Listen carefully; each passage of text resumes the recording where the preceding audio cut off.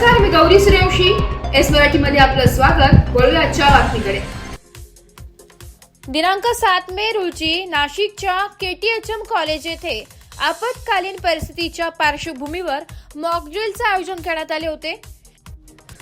गृह मंत्रालय, भारत सरकार, नवी दिल्ली दिलेल्या सूचनेनुसार तसेच मंगळवारी संचालक नागरी संरक्षण संचालनालय मुंबई येथे झालेल्या बैठकीमध्ये उपनियंत्रकांना दिलेल्या आदेशान्वये जिल्हाधिकारी व नियंत्रक नागरी संरक्षण नाशिक यांच्या मार्फत KTHM कॉलेज बोट क्लब मैदान येथे दिनांक 7 मे रोजी संध्याकाळी 5 वाजता ऑपरेशन अभ्यास एक्सरसाइज घेण्यात आली.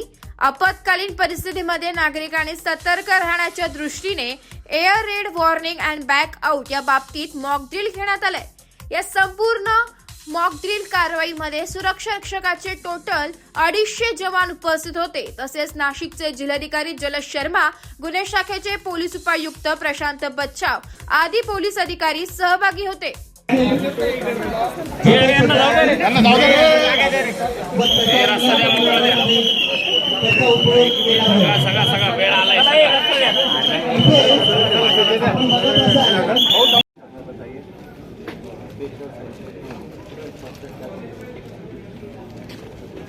आपको लगेगा कि आप ये ड्रिल और जल्दी कर सकते थे, कम समय में?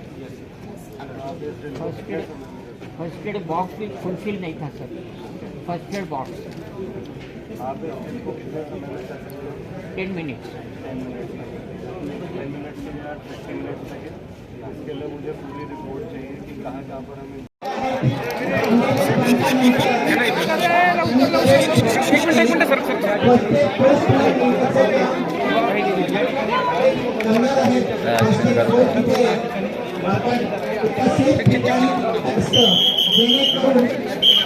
नाशिकच्या परिसरामध्ये आता मॉकड्रिलला सुरुवात झालेली आहे. तर बघितलं काही झालेली आहे, काही झालेलं आहे आणि तर या पद्धतीने आपण सर्चिंग केलेलं आहे. फर्स्ट एड दिला जातो आणि त्यांना. Bureau report, S Marathi news, Nashik. अशाच नवीन ताज्या घडामोडी जाणून घेण्यासाठी आमच्या एस मराठी न्यूज चॅनलला लाईक करा, शेअर करा, सबस्क्राईब करा आणि बेल आयकॉनला क्लिक करायला विसरू नका.